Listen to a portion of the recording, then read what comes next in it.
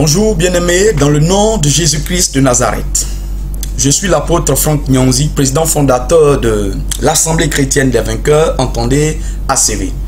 Nous sommes là encore ce matin pour décortiquer avec vous un nouveau thème. Ce thème c'est mieux se connaître pour régner. Mieux se connaître pour régner. Amen, amen. La Bible déclare que Dieu a pour ses enfants des projets de paix et de bonheur. Malheureusement, beaucoup d'enfants de Dieu vivent en deçà du plan de Dieu pour leur vie. Beaucoup d'enfants de Dieu n'utilisent pas véritablement le potentiel que Dieu a mis en eux. Beaucoup ne sont pas au niveau que Dieu veut qu'ils soient. C'est dû au fait qu'ils ne se connaissent pas réellement. C'est dû au fait qu'ils ne savent pas qui ils sont. Il y en a même qui savent, mais qui continuent de donner en deçà de leur capacité réelle. C'est dû au fait qu'ils ne savent pas qu'ils ne sont, qu'ils ne savent pas qu'ils sont appelés à régner. Qu'ils ne savent pas qu'ils sont appelés à dominer. C'est dû au fait qu'ils ne savent pas comment régner. À travers donc ce thème, ce thème qui est mieux se connaître pour régner, nous allons répondre aux questions suivantes. Qui suis-je? Qui suis-je?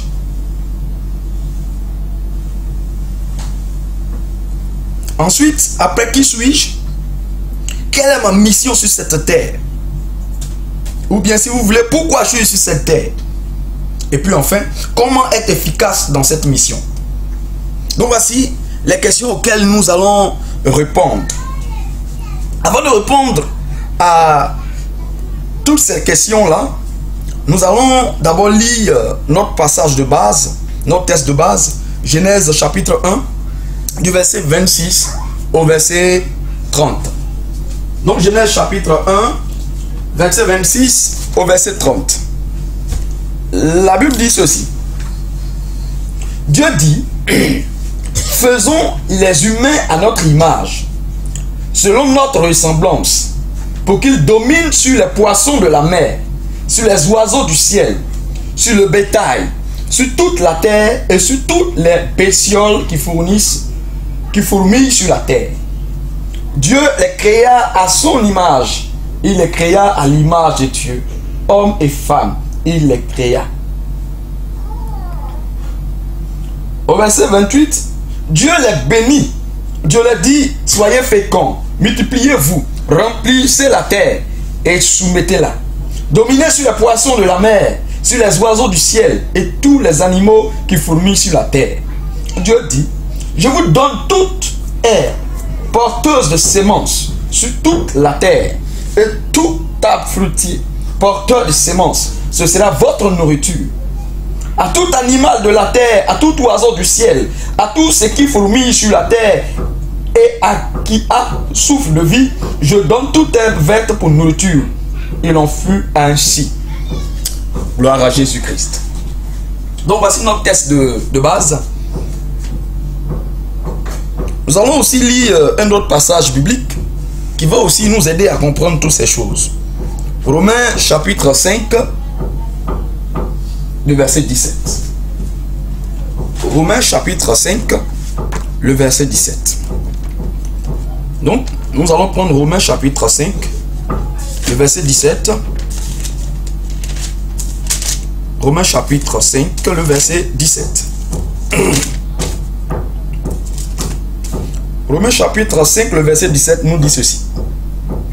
Car si par la faute d'un seul, la mort a régné par lui seul, à bien plus forte raison, ceux qui reçoivent l'abondance de la grâce et du don de la justice, régneront-ils dans la vie par le seul Jésus-Christ. Bien-aimés, à travers ce verset, nous comprenons et nous venons d'entendre que par Jésus-Christ notre Sauveur, nous allons régner dans cette vie-là. Je reprends. Il dit car si par la faute d'un seul, la mort a régné par lui seul, à bien plus forte raison, ceux qui reçoivent l'abondance de la grâce, du don de la justice, régneront-ils dans la vie par le seul Jésus-Christ. Donc, bien-aimés, nous régnerons sur cette terre par Jésus-Christ de Nazareth. Bien-aimés, mieux se connaître, c'est savoir qui je suis. C'est connaître ma mission sur la terre. C'est savoir comment faire pour être efficace dans cette mission. C'est ça, mieux se connaître. Aussi, nous voulons bien expliquer ce que signifie régner. Bien-aimés, régner, ce n'est pas écraser les autres. Ce n'est pas empêcher les autres de s'exprimer. Ce n'est pas mépriser ou sous-estimer les autres. Ce n'est pas comment on appelle sous-estimer les autres, comme j'ai dit. Ce n'est pas nous voir au-dessus des autres. Ce n'est pas tromper les autres. Ce n'est pas non plus opprimer les autres. Régner, bien-aimé, c'est s'imposer par son intelligence. Régner, bien-aimé, c'est s'imposer par sa sagesse. C'est savoir écouter les autres. C'est savoir les orienter. C'est de produire des fruits dignes de Jésus-Christ. Régner, c'est éclairer les autres par la révélation de Dieu. Régner, c'est être une référence pour beaucoup, pour les autres. Régner, c'est apporter des solutions aux problèmes des autres. Régner, c'est exceller dans tous les domaines de la vie. Exceller du point de vue spirituel, exceller du point de vue financier, exceller du point de vue matériel. C'est être un modèle pour les autres. Bien-aimés, c'est cela, régner. Maintenant, bien-aimés, se connaître est vraiment important parce que c'est ce que je sais de moi et ce que je pense de moi qui détermine ce que je serai demain. Ce n'est pas les paroles que je proclame sur ma vie.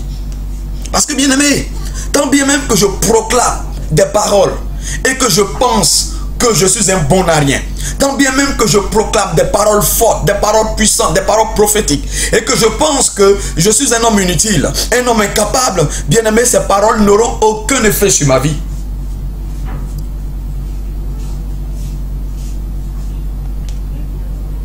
Bien aimé, ceux qui sont envieux aujourd'hui, ceux qui sont jaloux aujourd'hui dans la maison de Dieu, c'est ceux qui ne savent pas qui ils sont. C'est ceux qui ne se connaissent pas. Ceux qui sont tout le temps en train de se disputer les places, les fidèles dans l'église, c'est ceux-là même qui ne se connaissent pas. Ceux qui sont oppressés, intimidés par la réussite des autres, c'est ceux-là qui ne se connaissent pas. L'enfant de Dieu qui se connaît ne peut pas être jaloux ou être intimidé par le succès des autres. L'enfant de Dieu qui se connaît ne peut qu'exceller. L'enfant de Dieu qui se connaît ne peut qu'être au-delà de l'entendement humain. L'enfant de Dieu qui se connaît ne peut qu'étonner les hommes par ses capacités, par ses actions, par ce qu'il produit et par ce que l'on voit en lui et sur lui. Première question. Qui suis-je? Qui suis-je?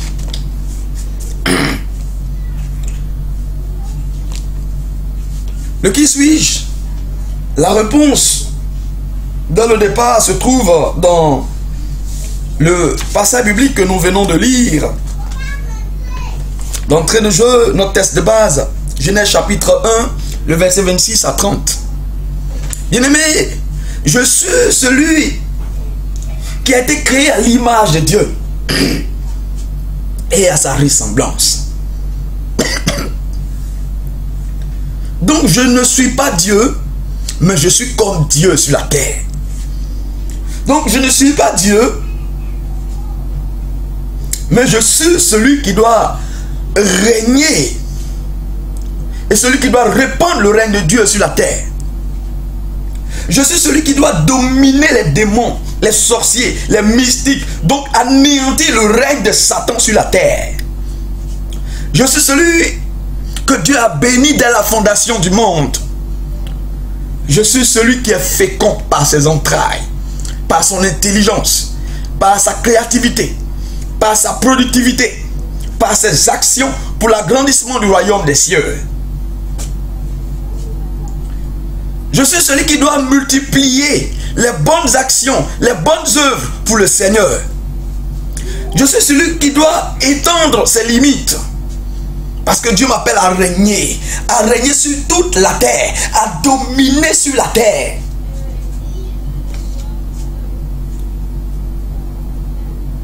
Je suis celui dont le monde entier doit bénéficier de sa sagesse, de son intelligence, des mystères de Dieu, des oracles de Dieu révélés par sa personne. Bien-aimés, c'est ce que nous pouvons ressortir de notre test de base. Mais quand nous prenons le livre de Jean, chapitre 1, verset 12, il dit à tous ceux qui ont reçu la lumière, c'est-à-dire Jésus-Christ, il leur a donné le pouvoir de devenir enfants de Dieu. Donc nous sommes enfants de Dieu. Bien-aimés, être un enfant de Dieu est un privilège. Être un enfant de Dieu est une bénédiction. Aujourd'hui, beaucoup auraient voulu être les enfants d'un président, du président des États-Unis. Bien-aimé, je suis le fils du président des États-Unis. Vous voyez ce que ça fait? Je suis le président et je suis, le fils de la première dame des États-Unis, de la France, de l'Angleterre. Bien-aimé, vous voyez ce que ça fait? Mais imaginez un instant. Je suis le fils de Dieu. Je suis un enfant de Dieu. Celui-là même qui est au-dessus de toutes choses. Celui qui a créé le monde. Celui qui a la capacité de toutes choses. Celui qui ne connaît aucune impossibilité. Je suis l'enfant de ce Dieu-là. Oh bien-aimé, c'est merveilleux. Romains chapitre 8, le verset 14 dit que tous ceux qui sont conduits par l'Esprit sont enfants de Dieu. Et nous qui sommes chrétiens, c'est par l'Esprit que nous marchons, n'est-ce pas? C'est l'Esprit de Dieu qui nous conduit, n'est-ce pas? Alors cela confirme que nous sommes effectivement des enfants de Dieu. Et nous devons nous réjouir de ce que nous sommes des enfants de Dieu. 2 Corinthiens 5, le verset 17 nous dit aussi que nous sommes une nouvelle créature. Oui, je suis une créature merveilleuse. Parce qu'en ayant accepté Jésus-Christ, j'ai été renouvelé. Je suis une créature nouvelle. La Bible dit que les choses anciennes sont passées. Si j'étais alcoolique, si j'étais adultère, si j'étais médiocre, si j'étais paresseux, si j'étais pauvre, si j'étais, etc., etc., toutes ces choses sont passées. Tout est devenu nouveau. Je suis devenu une nouvelle personne.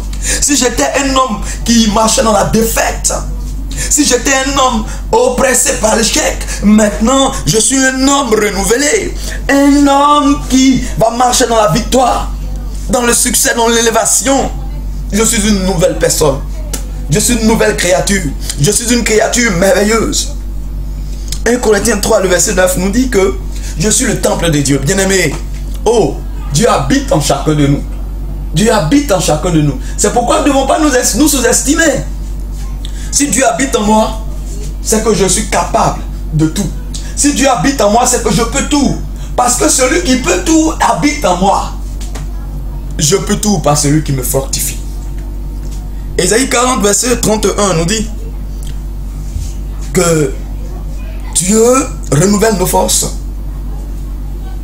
Et comme l'aigle qui prend son envol, c'est ainsi que Dieu renouvelle nos forces. Il ne se fatigue jamais. Donc, la Bible dit que nous sommes des aigles. Donc, des personnes infatigables.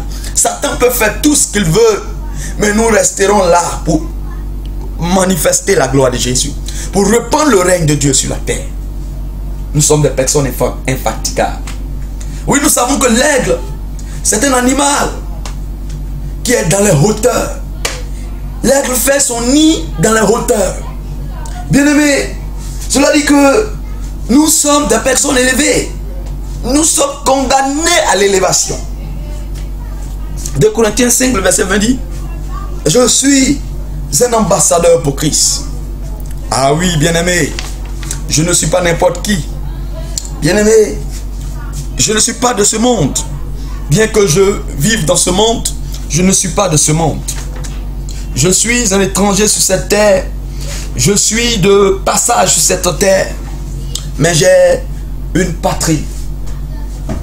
Je suis du royaume céleste.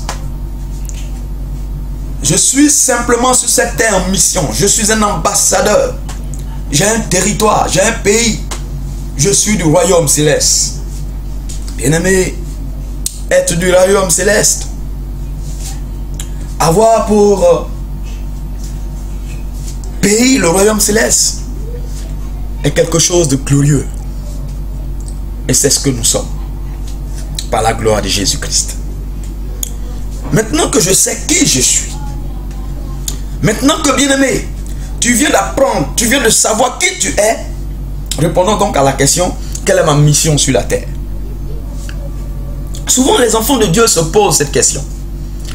Est-ce que nous sommes sur cette terre par le fruit du hasard?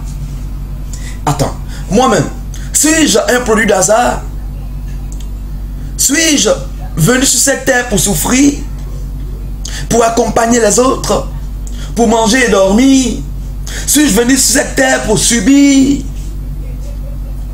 Et c'est ces questions que nous nous posons quelquefois. Mais bien aimé, avant de répondre à toutes ces questions-là, qui se résument en cette question qui est: quelle est ma mission sur cette terre? Je voudrais d'abord signifier que Dieu ne nous a pas créés pour souffrir. Dieu a donné l'ordre à l'homme, dès la fondation du monde, de jouir de la création. Dieu a fait de nous des gérants de tout ce qu'il a créé. La terre et tout ce qu'elle regorge.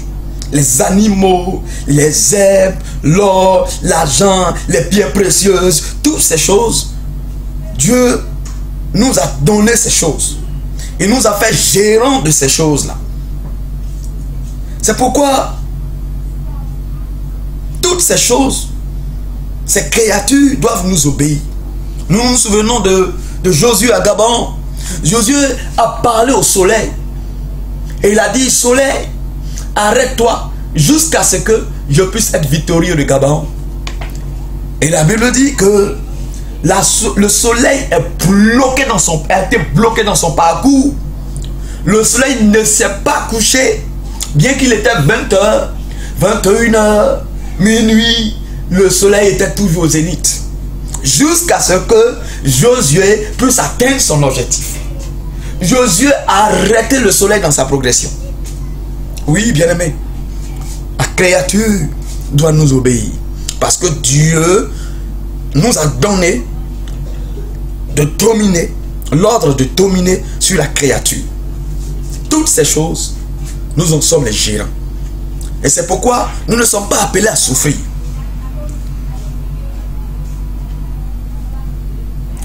Notre Dieu veut que l'homme que nous sommes soit épanoui sur cette terre. Bien-aimé, la preuve, quand il a senti que l'homme sentait une certaine solitude, il lui a fait une aide semblable. Adam était seul. Dieu a senti que Adam était seul et que cette solitude ne lui permettait pas d'être véritablement heureux. Or, Dieu, dans son plan, voulait que son enfant soit heureux.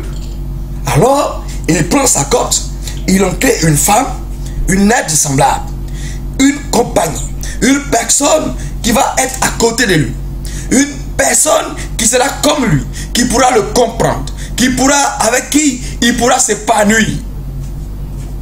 C'est cela. Dieu veut que nous soyons épanouis. Si Dieu a créé le monde avec soin, c'est pour nous qu'il a fait. C'est pour nous qu'il a fait. Toutes ces choses, il a pris le temps de créer. Toutes ces choses avec soin. C'est pour toi, c'est pour moi, c'est pour nous que Dieu a créé toutes ces choses avec soin. Parce qu'il veut que nous soyons épanouis. Donc, personne n'est venu sur cette terre pour souffrir. Répondons maintenant à la question. quelle est ma mission sur cette terre? Nous allons prendre Jérémie chapitre 1, le verset 5. Jérémie chapitre 1, le verset 5. Jérémie chapitre 1, le verset 5.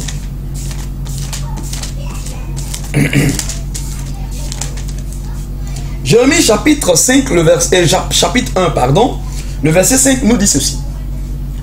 Avant que je ne te façonne dans le ventre de ta mère, je t'avais distingué. Distingué. Je t'avais déjà mis à part. Avant que tu ne sortes de son sein, je t'avais consacré. Je t'avais fait prophète des nations. Dans d'autres versions, on dit avant que tes os ne puissent se former dans le ventre de ta mère, je te connaissais déjà. Bon, bien aimé. Notre Dieu dit à Jérémie que ce n'est pas un hasard que tu sois sur cette terre. Si aujourd'hui tu es prophète, ce n'est pas un hasard. Avant même que toi tu ne sois sur cette terre, avant même que ton père et ta mère n'aient eu l'idée de te concevoir, moi Dieu, je te connaissais déjà. J'avais déjà fait mon plan pour qu'un certain Jérémie puisse venir sur la terre et qu'il soit prophète des nations. Donc, ce que tu vis là, ce n'est pas un hasard. Ce verset biblique nous montre que Dieu a un plan particulier pour chacun de ses enfants. Cela montre que pour chaque enfant de Dieu, Dieu s'est fixé un objectif qu'il veut atteindre au travers de lui. C'est ce qu'on appelle la destinée. C'est l'intention originale du Créateur pour la créature. Chacun de nous est une réponse à un besoin bien déterminé. Connaître cela nous permet de vivre une vie chrétienne harmonieuse, victorieuse et glorieuse.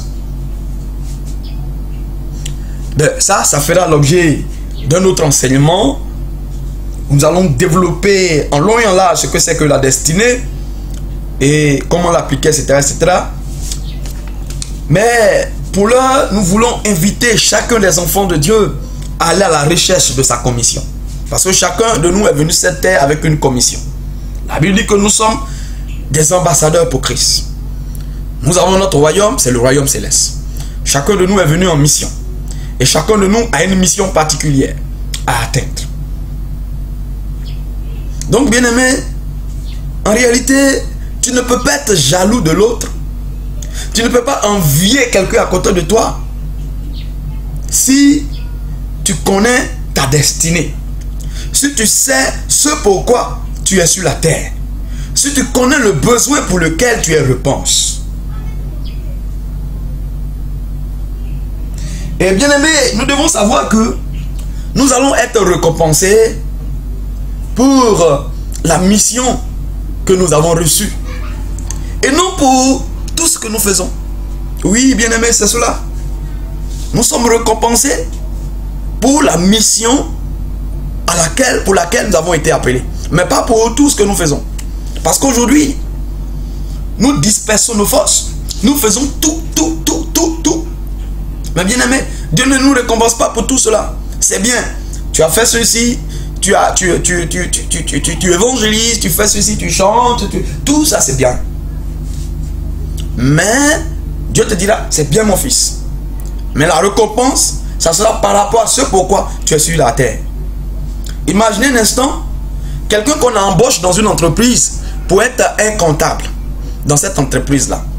Et celui-là, lui, au lieu de se mettre à ses comptes, au lieu de réfléchir sur tous les mouvements financiers de l'entreprise, il s'en va s'asseoir au secrétariat, recevoir tous ceux qui viennent dans la société.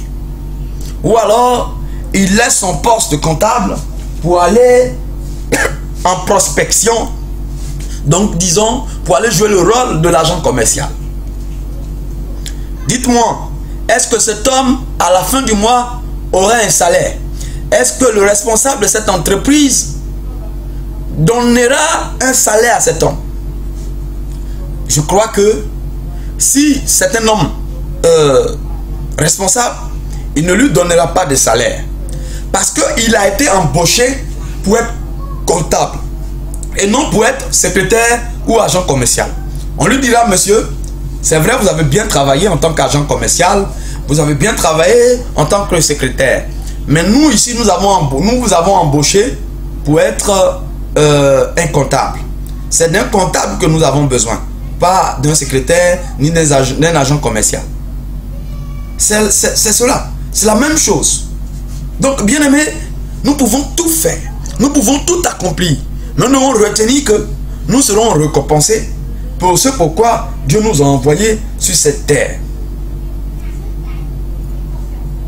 Donc, bien aimé, ne soyons pas aigris. N'imitons personne. Restons nous-mêmes. Et nous verrons de grandes choses avec Dieu.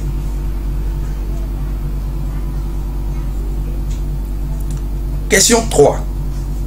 Comment être efficace dans cette mission? Oh oui, tu sais maintenant ce pourquoi tu es sur la terre. C'est bien.